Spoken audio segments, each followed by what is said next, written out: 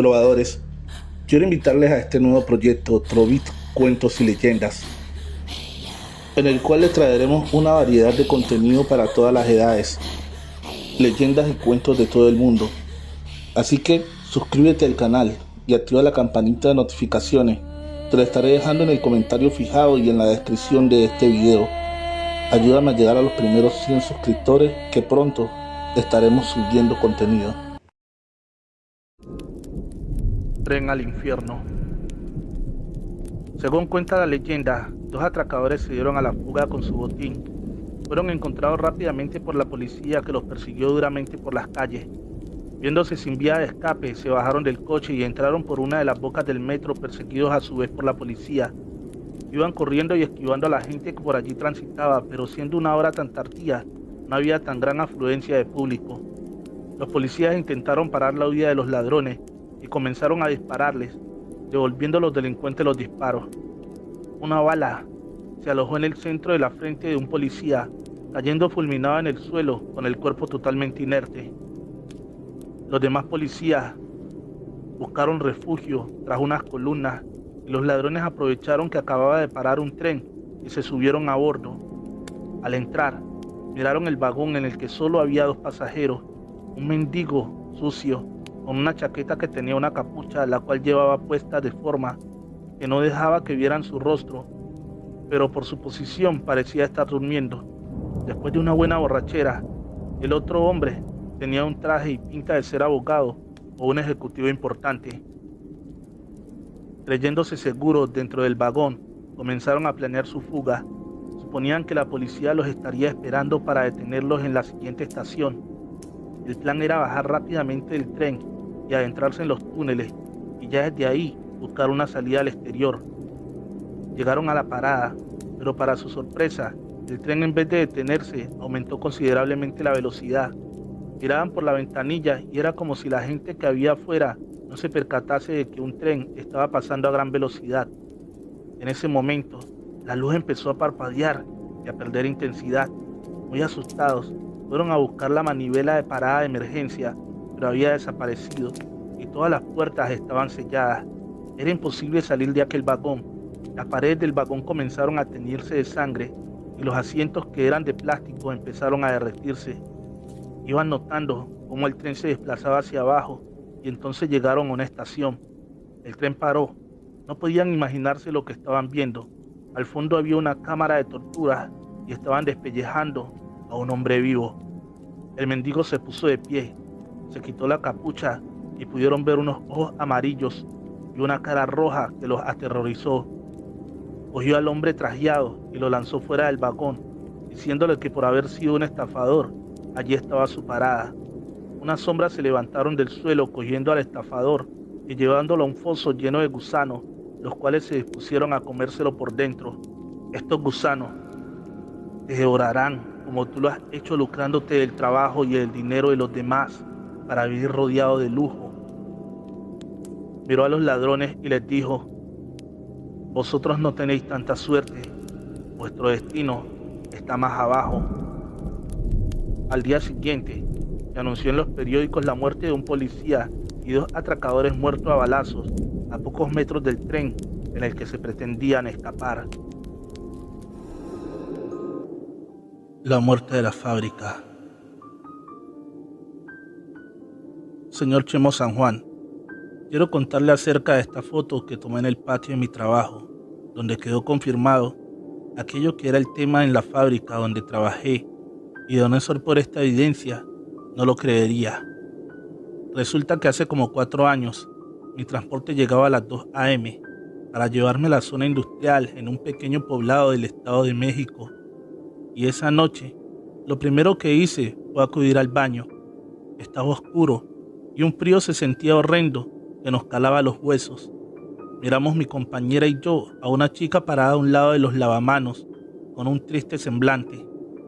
Era lo normal, tal vez del cansancio de rotar los turnos, a veces hasta agotarnos completamente. Nos quedábamos dormidas, casi de pie, así que nada fue raro. Salimos a tomar un refresco antes de iniciar el turno. Se llegó a la hora de entrar y la chava seguía en el baño. pero se escuchaba clarito cómo pateaba la puerta una y otra vez. Yo no me quedé con la duda y entré para ver que estuviera. Era como si tocara de adentro hacia afuera y me empecé a asustar y mejor salí a pedir auxilio, hasta que alguien abrió la puerta del baño y ella cayó, pues su peso no soportó el lazo con el que se ahorcó y azotó con un golpe en la cabeza. Los guardias trataron de tapar la situación y nos sacaron de la fábrica a todas. Minutos después entró una ambulancia, pero la conclusión que sacamos es que el CEMEFO va por gente viva. Desde ese día no duermo y mejor renuncié porque hay días que no la veamos. Y de 100 obreras ya solo quedábamos 70. Y creo que con esa foto que tomé ya no regresaré nunca más allí. Relato, escrito y adaptado por Chemo San Juan. Simplemente brujas. Autor Alex Morales Gómez. Soy Tatiana. Hoy soy profesora de matemáticas. En aquel entonces, practicar el arte de la brujería era lo más peligroso que podías hacer, pues si te descubrían te llevarían a la hoguera. Éramos jóvenes que queríamos experimentar, saber por qué aquello que llamaban brujería era tan perseguido y tan emocionante. Así que le pregunté a una tía, hermana de mi madre, que si me podía ayudar a ser bruja. Efectivamente, ella dijo que sí. En una reunión hice un pacto con el Señor de las Tinieblas. El lugar era un bosque bastante espeso. Por allí no había casi nadie. Decían que allí vivía el demonio. Fui a la medianoche con mi tía y otras 3 chicas que querían ser brujas. Mi tía dijo unas palabras que en ese momento no entendí. Después de mi conocimiento en la brujería, supe que era una invocación a nuestro amo y Señor. Él apareció en nuestra presencia. Al comienzo solo era humo y un olor a azufre que llenó todo el lugar. Después ese humo se transformó en un hombre alto, vestía todo de negro. No se veía su cara, pero algo de él me atraía. Nos ofreció una copa, al parecer de oro. Él tomaba un sorbo y nos la pasaba a cada una de nosotras. Cuando la bebí, sentí que no era yo. Me sentí volar. Después caí de rodillas ante él y le prometí sumisión y cumplimiento por toda la existencia. Como les digo, yo era consciente de lo que hacía, pero no era yo. Después supe de quién estaba prometiendo sumisión. No era mi cuerpo, era mi espíritu. Mi cuerpo estaba tendido en medio del bosque como si estuviera desmayada. Si alguien pasara en ese momento, no vería sino el cuerpo de 4 chicas tirados en el bosque. Y me hice bruja. Aprendimos a hacer el bien, pero por defendernos del hombre y de la iglesia en nombre de Dios, hicimos con más frecuencia el mal. Aprendimos a huir, a mentir y muchas veces a reír. Los aquelarres eran la cúspide de nuestra labor. Estar reunidas con él era lo máximo. Tener sexo con el Señor de las Tinieblas era lo más maravilloso que te pueda ocurrir. Pero la sensación al estar con él no era sexual.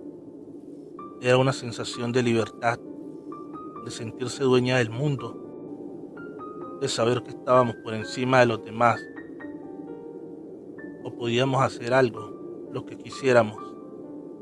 Se habla mucho del vuelo de las brujas. En verdad lo que vuela es nuestro espíritu. Este va por encima de montañas y llanuras. Esa es una verdadera sensación de libertad. Sentir ese poder que te da ser bruja. Poder visitar a tus seres amados. También a tus enemigos. Tu espíritu no se parece a tu cuerpo. Es como si fuera un ave grande, pero tú eres difusa, como si fueras una sombra. Sentir que las personas te temen, así ni siquiera te hayan visto. Cuando sienten ese ser que no pueden ver de momento, pero sienten esa presencia que los llena de terror. Ahora, cuando te pueden ver, se transfiguran. Allí entienden que somos reales y los visitamos cada que nos plazca. Vi hombres, reyes pedir mis favores que los ayudara con tal o cual mujer para conseguir tierras y poder. También mujeres de alto linaje caer donde mí de rodillas para poder tener un hombre a sus pies. Lo más irónico, muchas veces hombres de baja procedencia que rechazaban a una mujer de la más alta sociedad. Recibí sacerdotes que temían al demonio y pedían que intercediera por él para que no lo visitara en las noches, sabiendo que ningún demonio lo visitaba. Eran sus propios pecados que no lo dejaban vivir en paz. Ayudamos a traer las plagas que han afectado al mundo. Así como las trajimos, las hicimos desaparecer. Pero todos dirán que fue la fe o la medicina tradicional. Pero en verdad, es que siempre fuimos nosotras las brujas. Por intercesión de nuestro amo y Señor, podíamos y podemos llenar al mundo de bienestar o de maldad. Muchas de nosotras fueron capturadas y muertas en la hoguera, creyendo que así acababa nuestro reinado. Pero qué equivocados estaban. Las brujas no mueren. Las brujas trascienden a través del tiempo y del conocimiento. Hoy en día seguimos entre ustedes. Ya casi nadie nos persigue.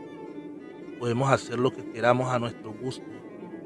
Para más ironía de nuestros perseguidores, hacemos más el bien que el mal. El mal ya está hecho y no somos las brujas. Son los que nos odian y nos temen. La colgada del reclusorio Oriente. Relato, escrito y adoptado por Chemo San Juan, de eventos reales de la señora Mari de Ciudad de México.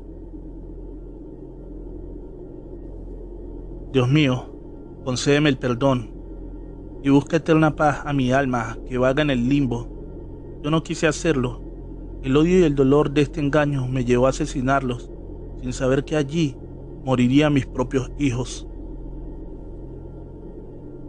El crudo momento de caer en el reclusorio no lo olvido, y aún en las noches escucho el llanto de esa pobre mujer que lloraba trágicamente hace 10 años.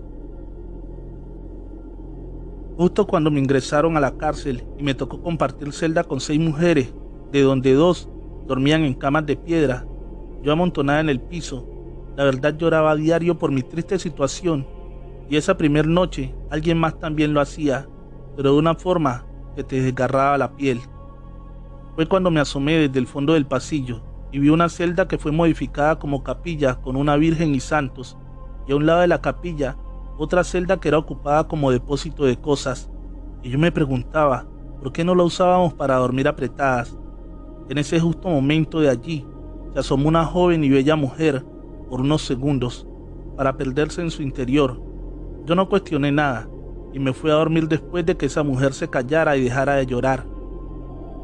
Al amanecer le pregunté a otra reclusa que si había alguien encerrada en la celda junto a la capilla, y esta me dijo que no, que era imposible porque nadie quería estar allí. Ella me llevó y efectivamente estaba vacía, con cosas llenas de polvo y viejas.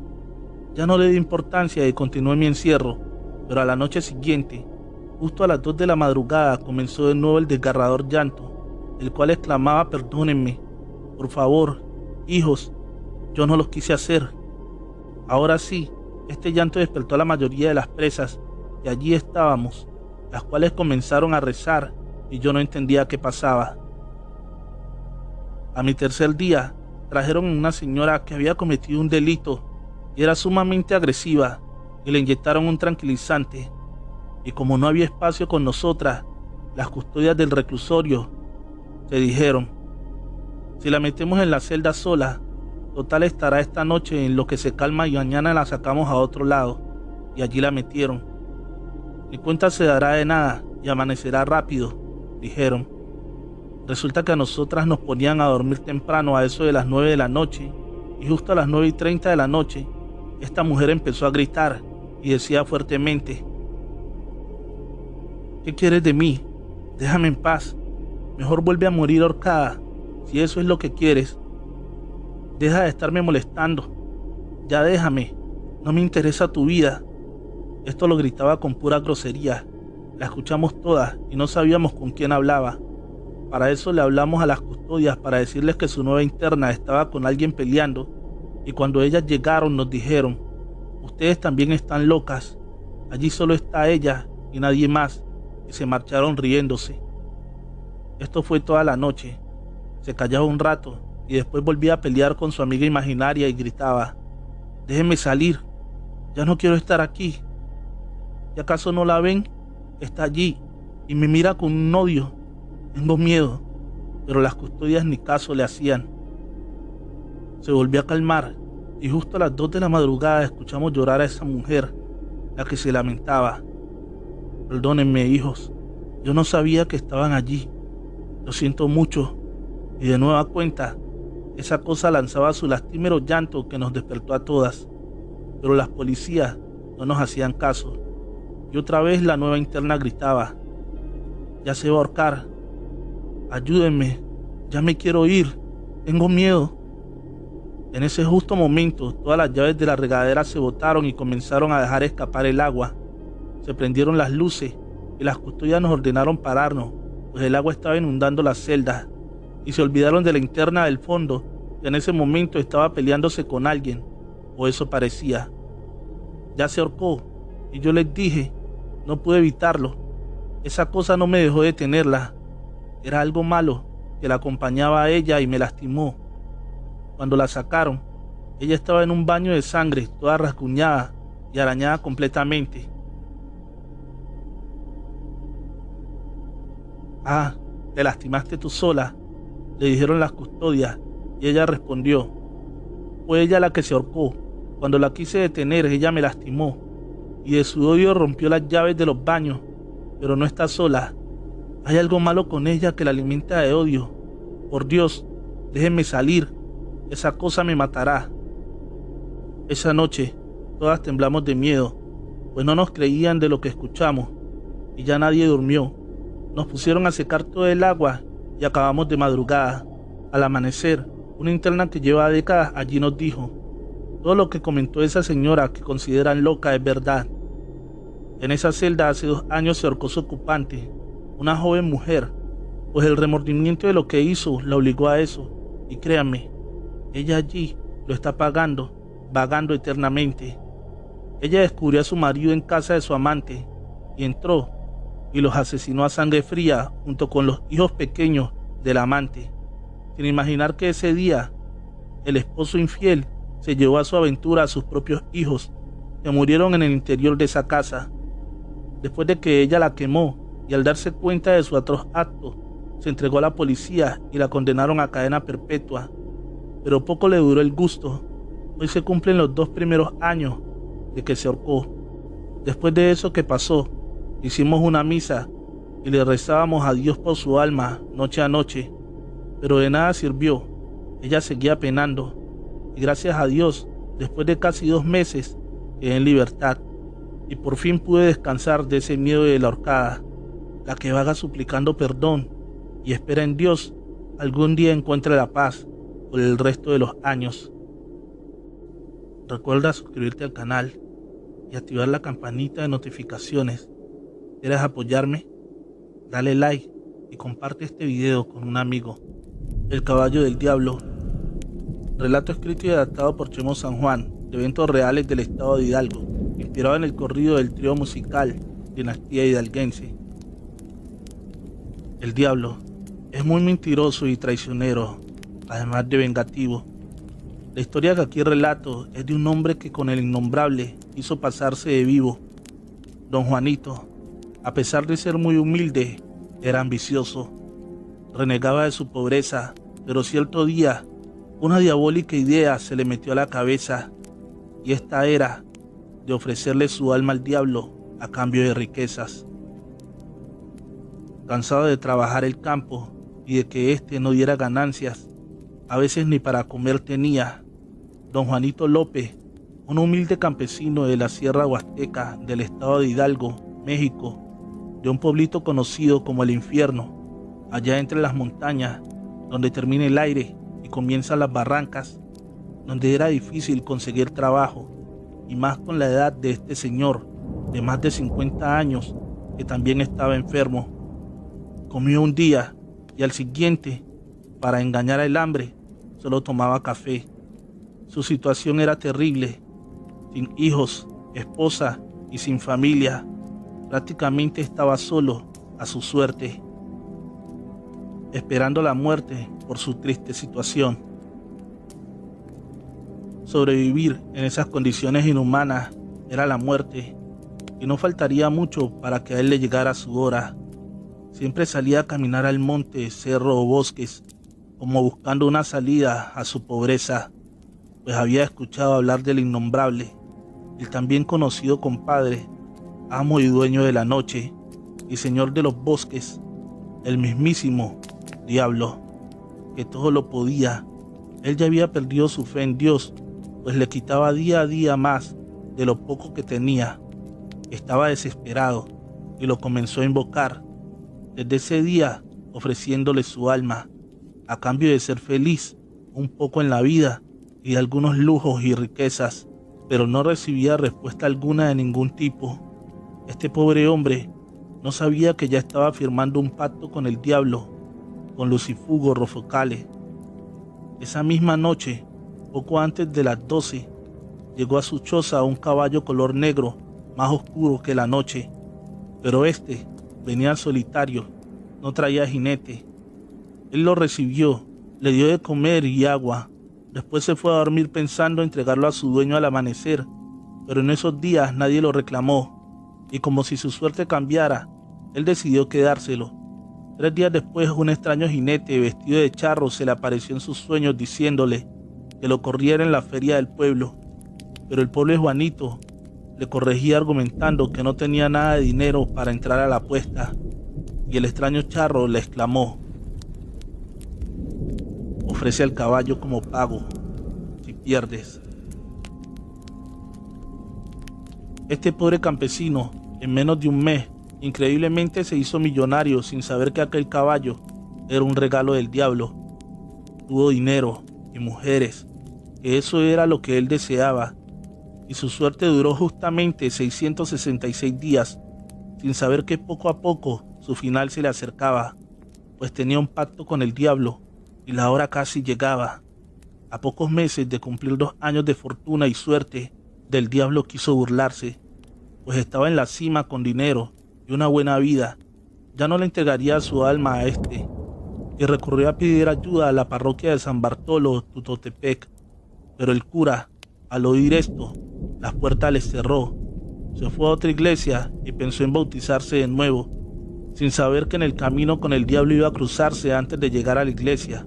Se formó un gran remolino de tierra que lo levantó por los aires, según cuentan los testigos, y lo arrastró hacia las montañas. Dicen que fue el mismo diablo que a llevárselo vino. Toda palabra o apuesta de honor genera intereses, pero si eres deudor del mismo innombrable, créeme que ni con todo el oro del mundo pagarás eso.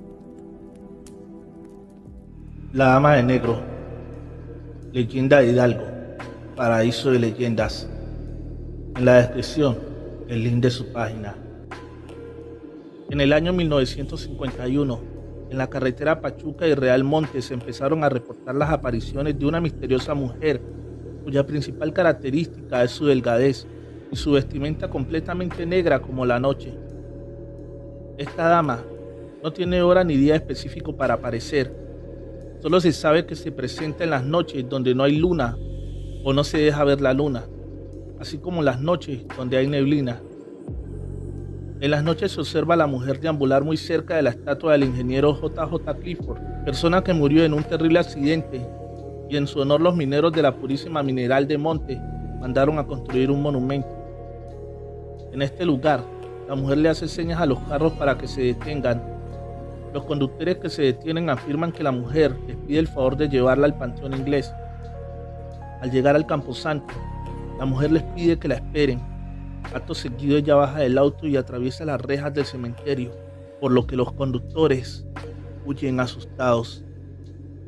En otros casos, Se dice que la mujer les pide a los conductores que la lleven a San Bartolo, a un costado del cementerio municipal de Pachuca. Los conductores manejan con dirección al destino indicado, intentando sacar conversación a la dama, misma que no responde, solo para darse cuenta que a las pocas cuadras la mujer ya no está en el auto. Algunos hacen mención que esto puede ocurrir porque muy cerca del lugar donde aparece la dama hay una capilla de la Virgen de Guadalupe. Cabe mencionar que solo se aparece a los conductores que viajan solos en la madrugada y que su rostro siempre está cubierto por un profundo velo negro y sombrero. La mujer suele suplicar amablemente un aventón por las altas horas de la noche. Algunos conductores con malas o buenas intenciones acceden, pero ninguno ha observado su rostro, simplemente su figura. Es tanto el temor que muchos prefieren viajar acompañados o simplemente no pasar por esa zona. E incluso hay taxistas que muy de noche no quieren pasar por el monumento o por lugares muy desolados para evitar sustos o posibles apariciones de la dama de negro. Nadie sabe el origen de la aparición o la identidad de la mujer, a lo que mencionan que es un alma en pena. ¿Será Hidalgo el estado que representa a México en el concurso de las leyendas? El Duende Baltasar, escrito por Alex Morales Gómez. Terror y misterio. En la descripción, el link de su página de Facebook. Síguelo. Dicen que en aquel entonces, una madre soltera, por evitar la vergüenza de estar embarazada, siendo una mujer sola, con ayuda de su madre, dio a luz a su pequeño y lo lanzaron al pozo del agua. La mujer no pudo con su culpa y pocos días después se ahorcó en un árbol al lado del pozo. Pero hay quienes aseguraban en aquel entonces que la desdicha de la mujer y la decisión de deshacerse de su hijo era más porque éste era producto de una violación de uno de sus tíos. La madre y el padre de la joven sabían de lo ocurrido y por no manchar el nombre de la familia, prefirieron deshacerse de la criatura. También se cuenta que el niño cayó vivo al agua. Al parecer por allí pasaba una hada madrina y se conmovió del llanto del niño. Su dolor era tanto al ver el alma tan negra de los humanos y sabiendo que este niño en pocos segundos se ahogaría y ella, una pequeña hada, no podría cargarlo y llevarlo con ella.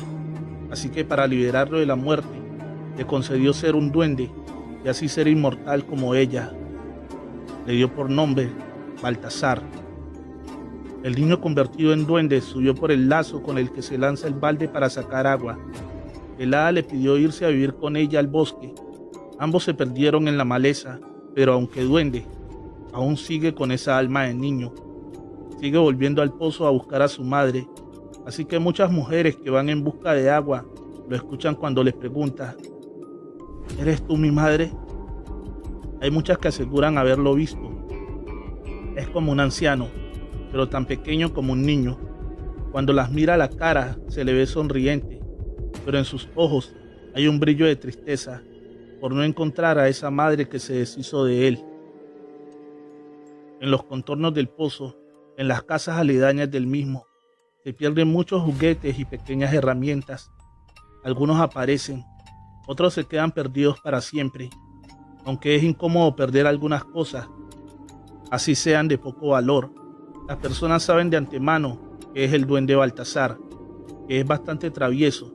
Muchos acostumbran a dejarle dulces y golosinas. Al final y al cabo, es un duende con el alma de un niño y disfruta de esas pequeñas cosas. Todo lo que le dejen se desaparece.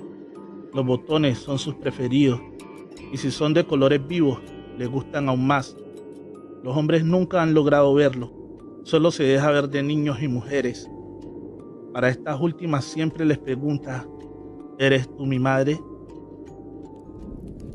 Juan Machete, escrito por Alex Morales Gómez. En la descripción, el link de su página de Facebook. Síguelo. Juan Machete era un simple campesino. Enseñaba a cuidar de sus vacas y de algunos cultivos, pero toda la vida desde muy chico quiso ser un hombre rico y poderoso. Así que consultó con una anciana bruja qué podía hacer para conseguir mucho dinero. Esta le dijo qué hacer. Un pacto con el diablo era lo más rápido para llenarse los bolsillos de dinero. Juan no lo dudó mucho y le preguntó cómo podía hacer esto. Ella le enseñó la oración. Es más, se la quería dar por escrito, pero Juan no sabía leer ni escribir. Así que se la aprendió de memoria. La oración se debía hacer a la medianoche en una habitación oscura, solo alumbrada por una vela negra, la misma que la bruja le vendió a Juan. Cuando terminara, después de hacer la oración con mucha fe, entraría en la habitación un ventarrón y apagaría la vela. Cuando todo quedara en completa oscuridad, él escucharía un susurro donde se cerraría el trato. El demonio le pediría algo a cambio por toda esa riqueza. La bruja le advirtió que a pesar de lo que todos piensan, el demonio no siempre pedía su alma, podía pedir lo que a él le pareciera. Juan Machete dijo que estaba dispuesto a dar su alma y hasta más. Fue así como Juan Machete se encerró en el cuarto de la herramienta, encendió la vela e hizo la oración. Efectivamente, como dijo la bruja, pasó. No solo se apagó la vela, la habitación se llenó de un frío insoportable y un olor a azufre que a Juan le hizo arder la nariz. La voz, aunque era un simple susurro, era bastante tenebrosa y gruesa. No habló mucho, dijo. Quiero el alma de tu hijo. Juan Machete le respondió. Llévate también la de mi esposa. Trato hecho, respondió la voz y desapareció. Todo volvió a la normalidad. Muy pronto, Juan Machete se volvió el hombre más poderoso de la región. Compró todo el ganado que quiso, compró todas las haciendas que le gustaban, y a quien no le quería vender, con machete en mano los obligaba. Fue ahí donde apareció su apodo, como Juan Machete. Pasaron muchos años. Juan disfrutaba de su riqueza y su familia. Era el hombre más poderoso de la región. Alcalde, sacerdote y médico le consultaban cualquier idea nueva que tuvieran. Más que todo, porque éste les daba dinero cuando necesitaban. Una noche que venía de la cantina, se encontró un hombre que vestía todo de negro. Lo vio aparecer en la oscuridad y le dijo que era hora de pagar su deuda, pero que podían hacer un trato. Si él le daba todas las riquezas acumuladas, él no se llevaría el alma de su esposa y su hijo. Este ya era un hombre que ayudaba en las labores de las haciendas. Era el encargado y dueño de todo. Los empleados lo veían a él como jefe, ya que Juan Machete ni se aparecía por allí. Él solo gastaba en juegos y cantinas. Juan Machete no quería ser pobre, pero estaba arrepentido de haber ofrecido el alma de su mujer e hijo, dos personas tan buenas. Así que le dijo al diablo que aceptaba el trato, pero que debía dejarle una hacienda, la más grande para él vivir con su familia. El diablo aceptó. Parecía un buen tipo, pensó Juan Machete. Así que Juan vendió todo. Se lo pagaron en pepitas de oro. Juan Machete sabía de un antiguo terreno donde antes había una iglesia. Decían que aquel lugar era sagrado, así que fue allí y enterró el oro de las ventas y gritó en la oscuridad: aquí están tus riquezas. El diablo apareció en el instante, pero como diablo que es, supo de inmediato que no podía tomar aquel oro, ya que él no podía pisar ese lugar. Una sonrisa malvada se cruzó por su boca. Le dijo con voz calmada: con el diablo no se juega. Ese oro nunca lo podrán sacar de ahí. Tú, Juan Machete, serás el guardián por toda la eternidad. Tu alma será mía, porque cuidarás el oro por los siglos de los siglos, y también el oro me pertenecerá, porque nadie nunca lo podrá disfrutar. Al día siguiente, un campesino encontró el cuerpo sin vida de Juan Machete. Ya todos sabían que había vendido sus propiedades y cobradas en oro, así que muchos se pusieron a buscar el tesoro de Juan Machete.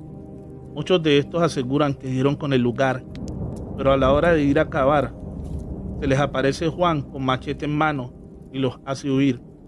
Se cree que el tesoro es bastante grande, pero nunca nadie lo podrá encontrar.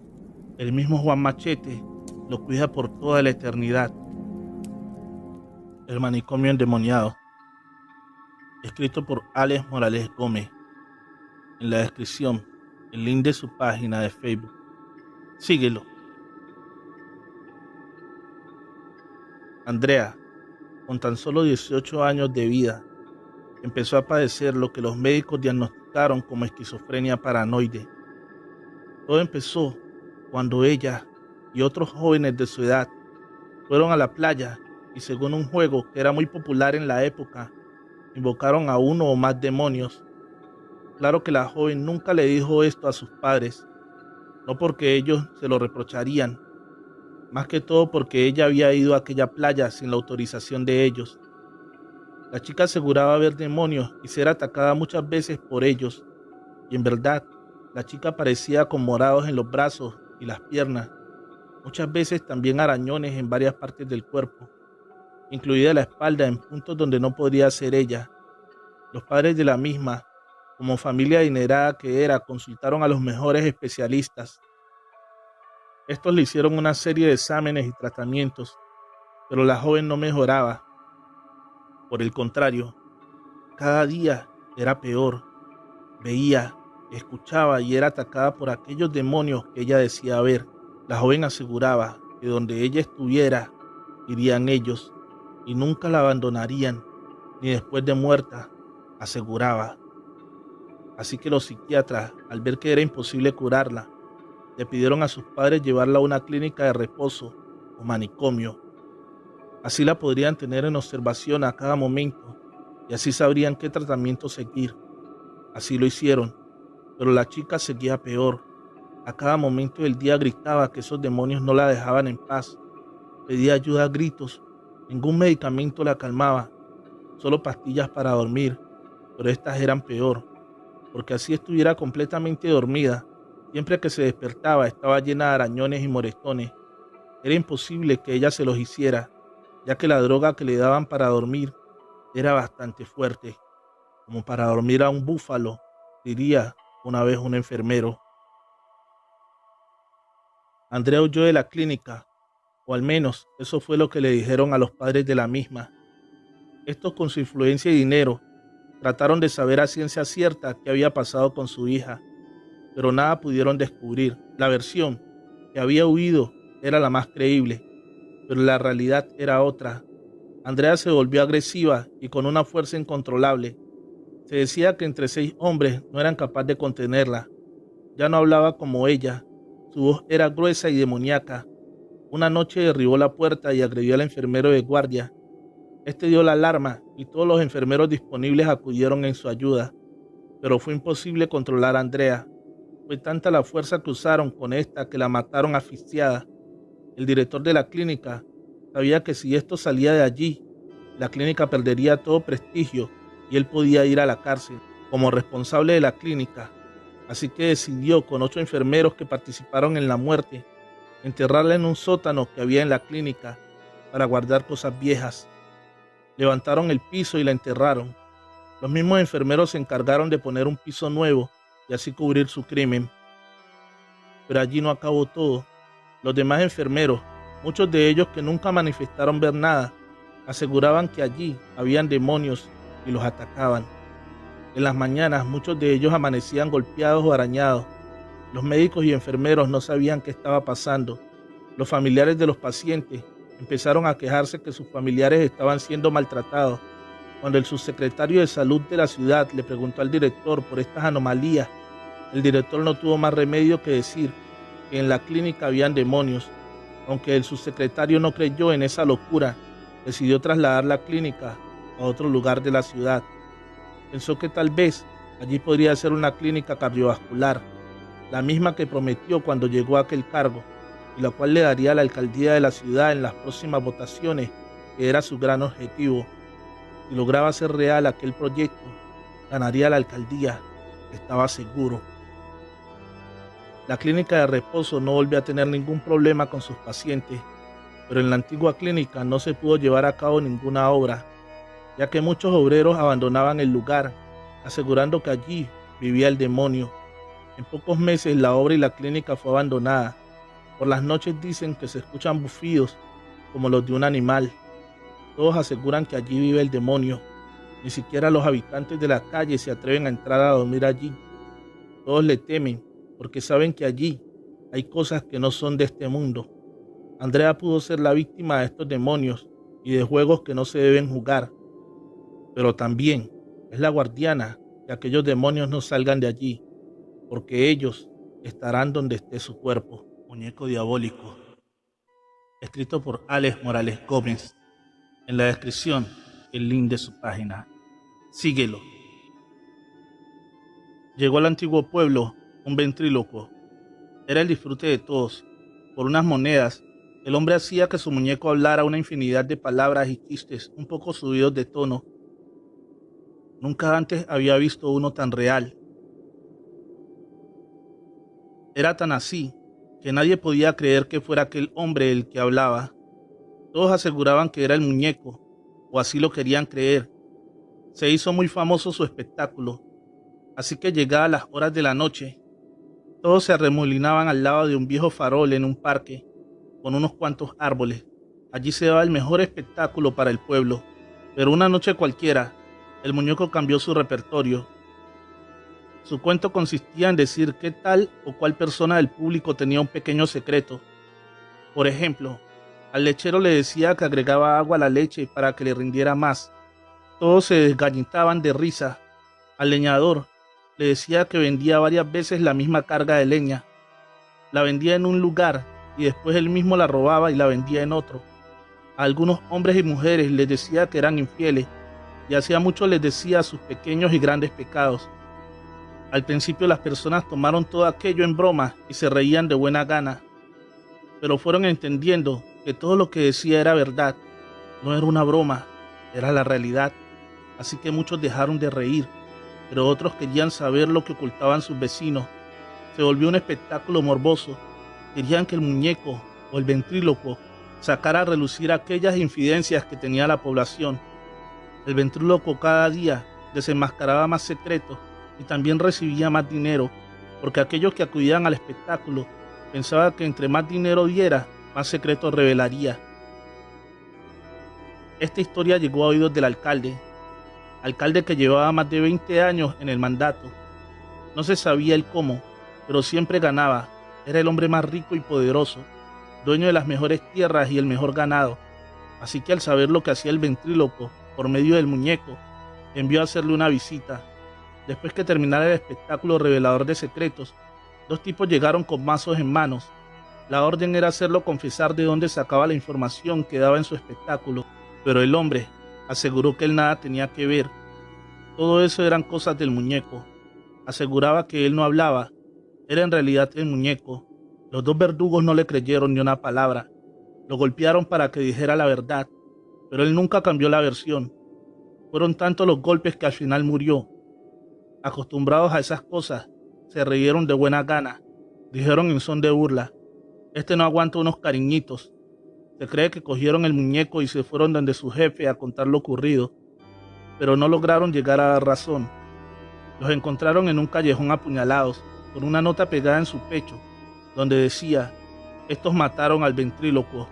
El alcalde, hombre creyente de la brujería y el poder del demonio, aseguraba que eso era cosa del muñeco que estaba endemoniado, pero uno de sus hombres de confianza se creía más práctico y sabía que su jefe le creería, así que dijo que eso no era cosa del muñeco, aquello era cuestión de sus aliados, los cómplices con los que había hecho negocios en alguna ocasión. Estos querían desestabilizarlo y quedarse con todo, así que el alcalde le creyó a su mano derecha. Fue así que dio la orden de buscar en todos sus socios y cómplices al culpable de querer quedarse con todo. Así que los verdugos llegaban en las noches a casa de estos personajes, los golpeaban para que confesaran si estaban detrás de la riqueza del alcalde. Todos morían por aquellas golpizas. Nadie confesaba, porque nadie sabía nada. 10 y 6 hombres fueron asesinados en menos de un mes. Las personas del pueblo tenían miedo de salir en la noche y exigían al alcalde brindar seguridad. El alcalde, en su locura, creyendo que su hombre de confianza era quien lo quería traicionar, asesinó a sangre fría a su mano derecha. Lo dejó en un lugar oscuro y se fue a dormir.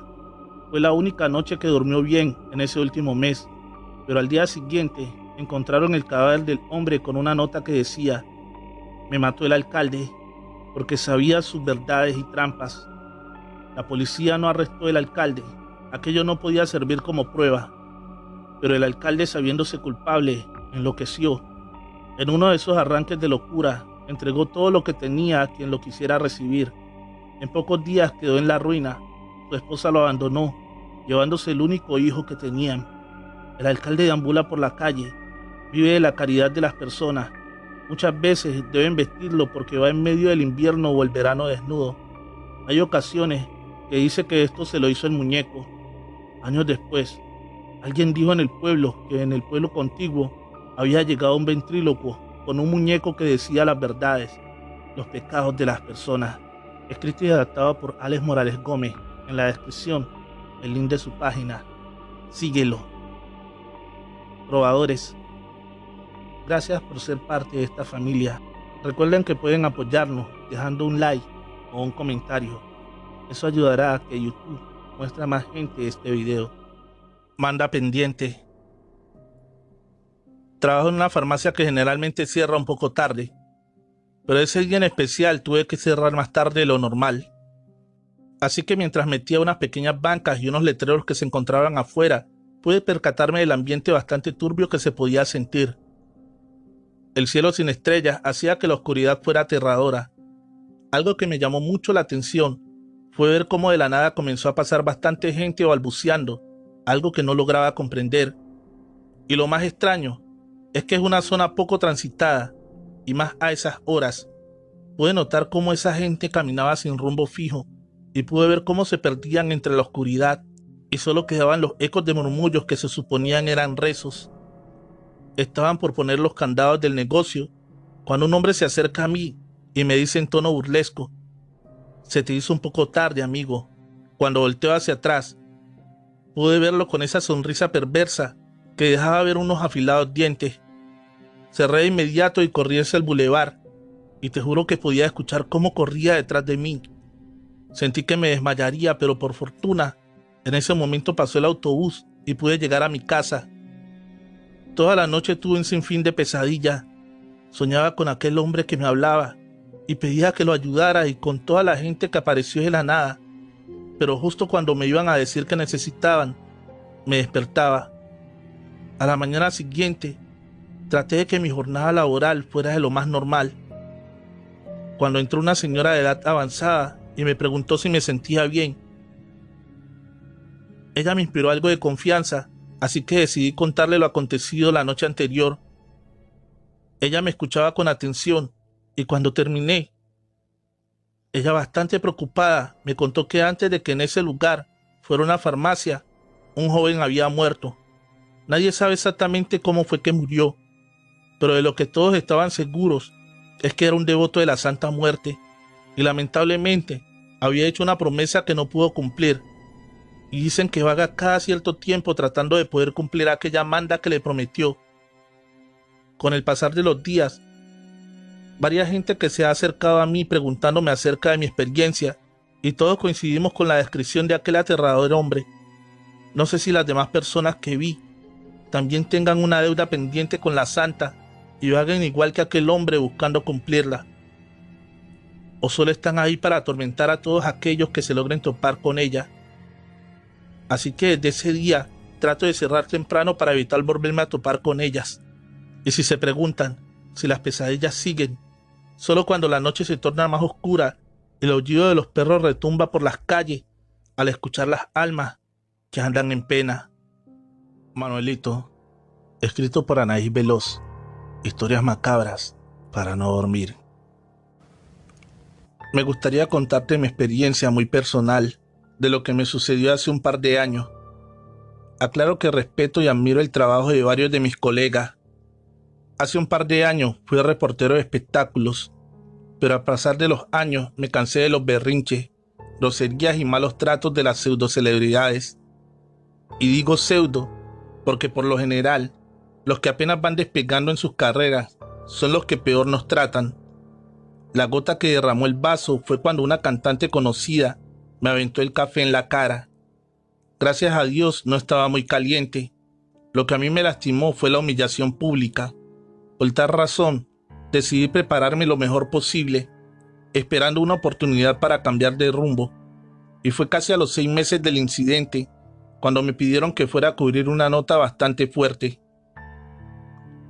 Las lluvias habían provocado que una gran presa se desbordara y fui elegido para dar a conocer la magnitud del desastre que se había provocado. Era mi oportunidad de demostrar de lo que era capaz. No niego que sentía algo de temor, porque no era mi fuerte, pero el equipo tan profesional con el que me mandaron me hizo sentir seguro. No sabía que ese día mi vida daría un giro de 360 grados. Llegamos de noche a aquel lugar. No encuentro palabras para describirle el panorama tan devastador que se podía ver. El acceso fue bastante difícil, ya que las calles aún estaban algo inundadas y llenas de lodo. Las casas estaban totalmente destruidas. La gente gritaba buscando a sus familiares y tratando de rescatar lo poquito que les quedaba. Fue la escena más triste que vi en la vida. Los bomberos y militares trabajaban hombro a hombro, tratando de sacar los cuerpos del lodo. Tratamos de acomodarnos lo mejor posible para comenzar a grabar, cuando un pequeño niño, no mayor a 8 años, nos interrumpió al jalarme del pantalón. Estaba cubierto de lodo y descalzo, y me dijo con una voz muy triste: «Señor, ¿por qué no va a grabar a mi casa? Los bomberos no irán hasta allá». «¿Y por qué dices eso?», le pregunté conmovido. «Nunca ayudarán, señor, porque ellos solo trabajan donde los vean. Y allá para arriba hay mucha gente que necesita que los pongan a salvo.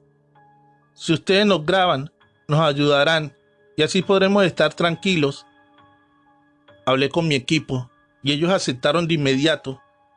Daríamos la mejor de las notas para que toda esa gente recibiera la ayuda que necesitaban. Todo el camino, el niño nos fue guiando y después de algunas caídas y raspones por fin pudimos llegar. Realmente el niño tenía razón. Allá el panorama aún era peor. El niño se paró junto a la puerta y dijo: «Pásenle. Ahí le dicen a mi mamá que los invitó Manuelito». Antes de entrar, encendimos las cámaras y comenzamos a grabar.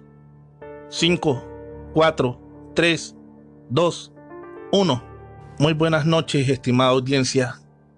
Nos encontramos donde hace algunas horas la presa colapsó, provocando una fuerte inundación. En estos momentos estamos entrando a una de las viviendas donde se puede apreciar que ha sido una de las más afectadas. Quedamos en shock al ver que se encontraba una señora moribunda debajo de un ropero. Dejamos de grabar enseguida y como pudimos sacamos a la mujer de ahí. Le hablamos al grupo de rescate para que nos ayudara, pero nos dijeron que tardarían poco más de 1 hora, ya que el acceso era muy difícil. La mujer comenzó a gritar: «Mis hijos, ayuden a mis hijos». Empezamos a buscar de inmediato. Al levantar lo que parecía una alacena de madera, nos quedamos helados al ver al niño que nos había pedido ayuda, cubriendo con su pequeño y frágil cuerpo a otro niño como de 2 o 3 años. «Manuelito, Manuelito», le gritaba el camarógrafo, al mismo tiempo que trataba de reanimarlo. Pero todo fue en vano. Manuelito estaba muerto, y al darle los primeros auxilios al segundo niño, este casi de inmediato comenzó a reaccionar. El cuerpo de Manuelito le había servido de escudo a su pequeño hermano. Llegaron los rescatistas y antes de llevarse a la señora y a los niños, me preguntó cómo es que sabía el nombre de su hijo, a lo que nos limitamos a decir que él les había salvado la vida. Fue una experiencia bastante dura para nosotros, ya que en todos los años que tenía de experiencia, jamás me había pasado algo similar. Al estar editando para presentar la nota, se habían grabado varias escenas de cuando sacamos a la mamá y a los niños. Nuestra nota fue todo un éxito, ya que conmovió a medio país. Me ofrecieron un muy buen trabajo, pero lo rechacé de inmediato, ya que no estaba preparado para tan dura labor. Al terminar la nota pudimos conseguir una foto del niño que su mamá nos proporcionó y le pusimos la siguiente reseña: «En memoria de Manuelito, un ángel extraordinario, guerrero incansable que moriste por salvar a tu hermanito y volviste de la muerte para ayudar a tu madre y vecinos. Gracias, Manuelito, por enseñarnos el significado de la palabra amor. Micaela, escrito para Naib Veloz. Historias macabras para no dormir. Esta historia que te contaré a continuación es muy breve. Me la platicó mi mamá y asegura que es verdad. Me relata que su abuelita tenía una hermana llamada Micaela que era muy bonita. Incluso, se decía que era tal su belleza que era cortejada por los jóvenes más ricos de esa época. Pero eso poco le importaba a Micaela, porque según decía, que nadie tenía lo suficiente para tenerla. Era una joven bastante soberbia y muchas veces grosera. Sus padres siempre trataron de hacerla cambiar, pero conforme iba creciendo, ella empeoraba su comportamiento. Cierto día llegaron unos comerciantes europeos a la ciudad y ahí conoció a Micaela a Patrick, un joven de 22 años que le robó de inmediato el corazón. A pesar de que Patrick era mayor que Micaela, eso nunca le importó. Al poco tiempo se hicieron novios y en cuestión de semanas Patrick le propuso matrimonio. Ambas familias estaban felices con el matrimonio, porque ambos eran de buenas y adineradas familias.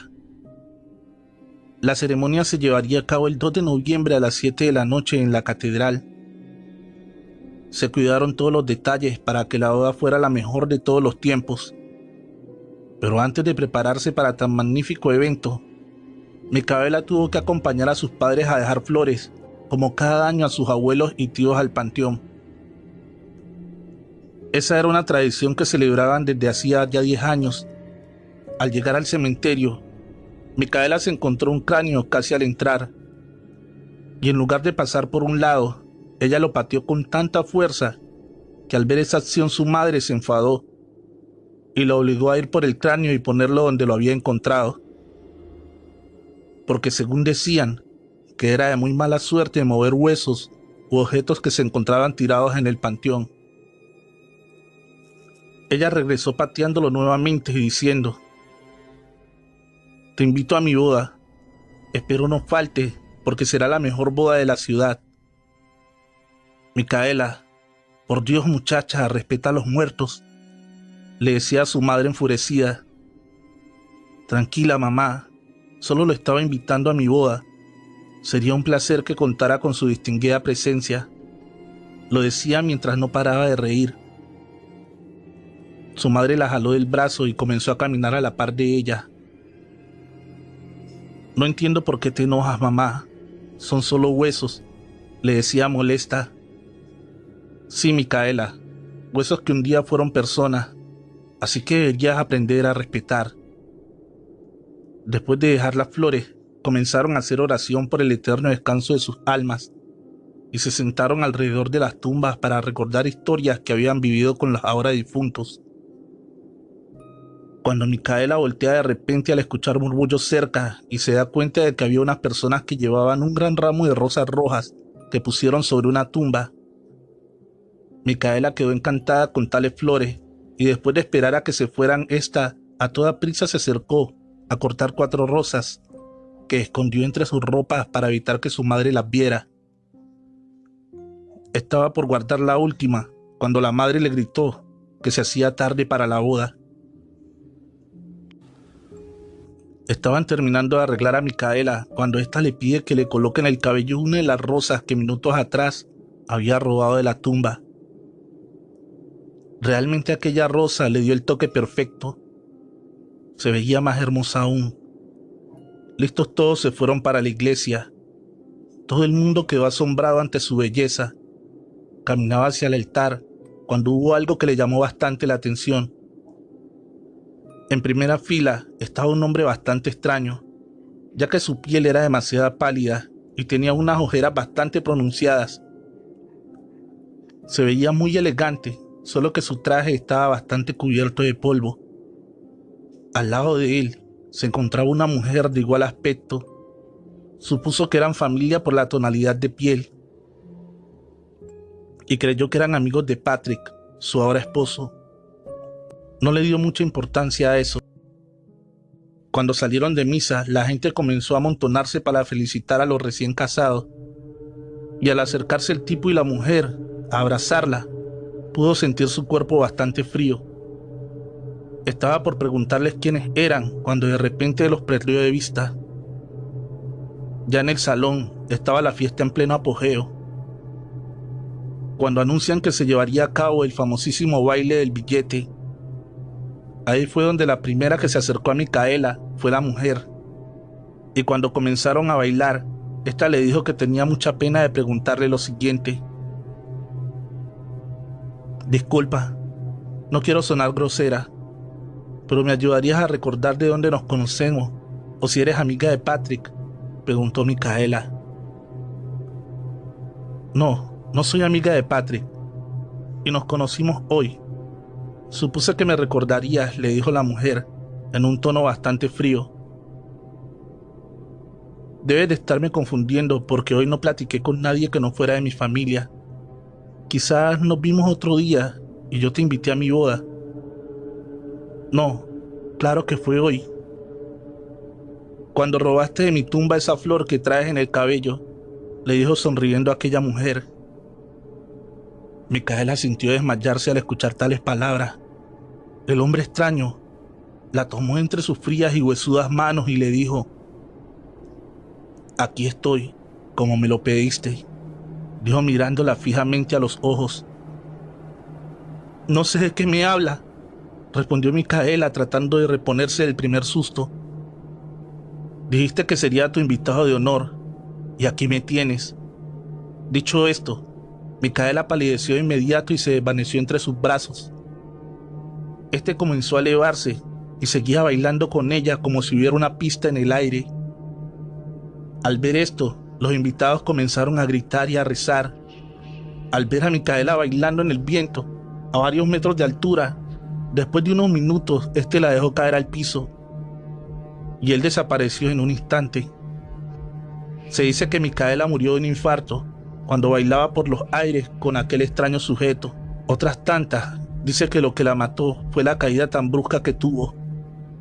Pero en realidad, solamente Dios sabe qué fue exactamente lo que pasó.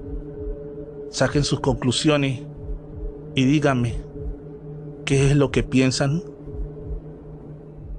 La invocación de la bruja, escrito por Silvia Mejía. Hola, ¿que quién soy yo? Te estarás preguntando. Te lo diré. Soy una chica con raíces de bruja. Desde mi tatarabuela hasta mi generación, practico la magia, para ser más exacta, la blanca. Una mañana me pregunté si era capaz de invocar cualquier espíritu. ¿Por qué no invocar un ángel? Y puse mis manos a la obra. Así que tomé mis velas, las cuales ungí en esencia de rosas. Tomé mis mejores cerillos de madera, los cuales solo ocupo para ocasiones especiales.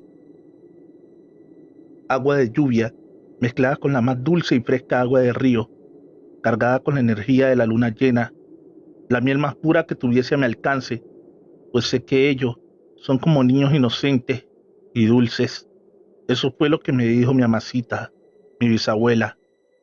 Mi mejor esencia de rosa, en mis manos adornadas con anillo de plata, ese metal simboliza la luna, y una pulsera de hilo de lana roja para mi protección rodeaba mi muñeca. En mi mano ya lista, la esencia de rosas, para que yo la usara, dibujé un pentagrama con un trozo de tiza. Un rico incienso, regalo de mi madre, se encontraba encendido purificando el aire, y así mi altar estaba listo. Acto seguido invoqué a los 4 elementos y sus seres guardianes, aquellos que no fueron expulsados del paraíso.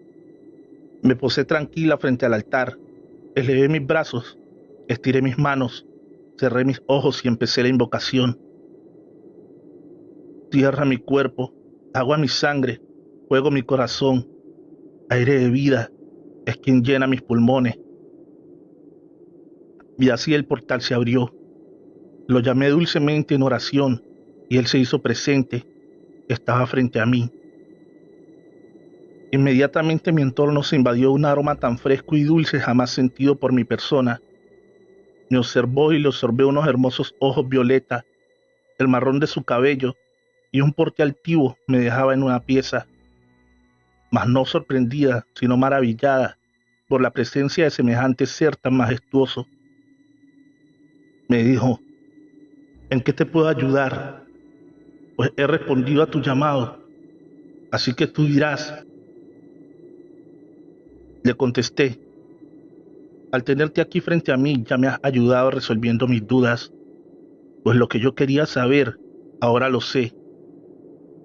El ángel respondió: ¿y qué era lo que querías saber?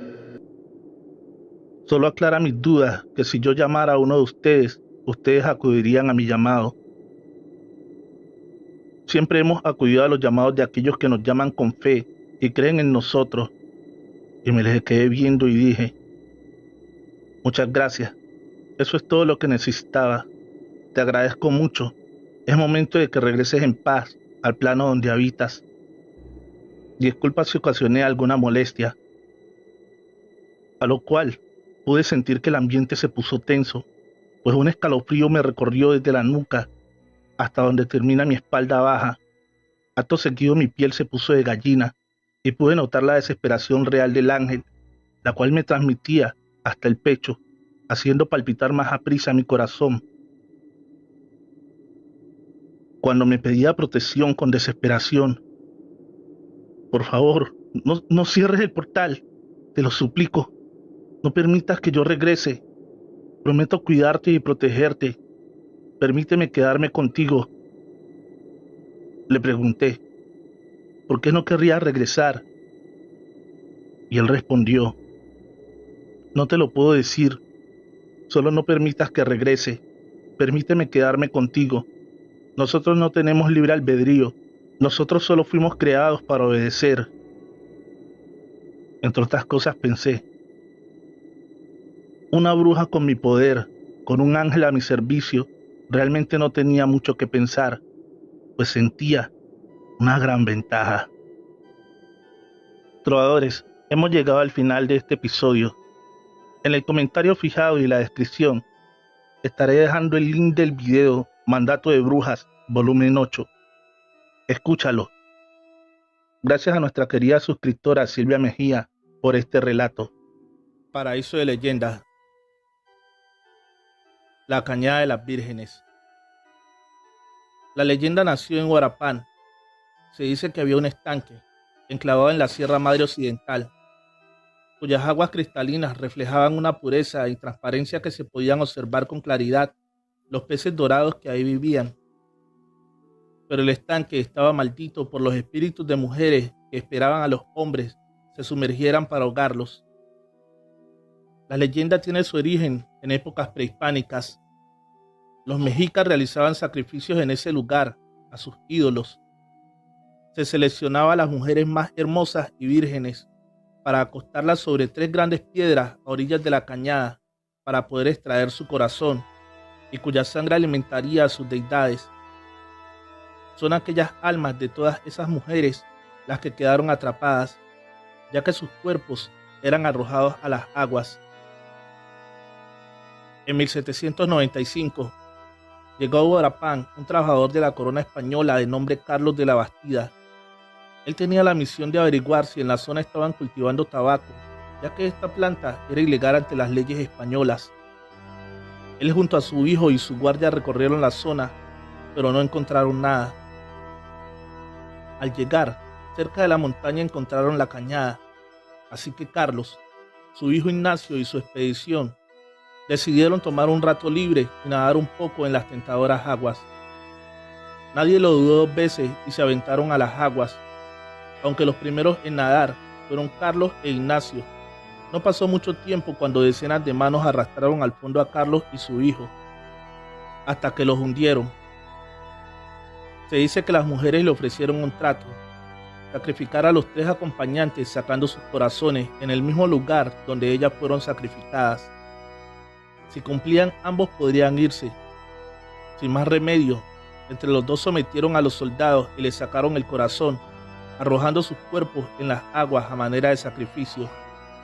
De la culpa, Carlos viajó a Morelia, Valladolid en ese tiempo, y luego partió a la capital de la Nueva España para presentar su renuncia por cuestiones de salud. Ambos regresaron a España y se internaron en un monasterio. Al pasar los años, la gente le agarró miedo al lugar, por lo que no comentaban su existencia para evitar que más gente muriera ahogada. Pero un campesino cayó a las aguas de la cañada cuando volvía del trabajo, aunque pudo salir fácilmente con una cuerda, afirmando que nadie lo jaló al fondo. Aún así, llevó a un sacerdote para bendecir el lugar con la esperanza de que se liberaran las almas atrapadas. Pese a ese suceso, nadie se atrevió a nadar en ella, menos cuando un cuerpo había sido encontrado en aquel lugar, ahorcado de una de las ramas de un árbol que pegaba al estanque. Ese hombre era Ignacio de la Bastida, quien había regresado para poder pagar sus culpas. Fue de esos siglos que la gente ya no compartía la ubicación de dicho lugar, aunque se dice que se encuentra en ese municipio, pero nadie se ha atrevido a buscarlo. ¿Será Michoacán el estado que represente a México en el concurso de las leyendas? Relato, escrito y adaptado por Paraíso de Leyendas. En la descripción, el link de su página de Facebook. Síguela. Recuerda suscribirte a este canal y activar la campanita de notificaciones. Probadores, feliz noche, amantes de cuentos de terror.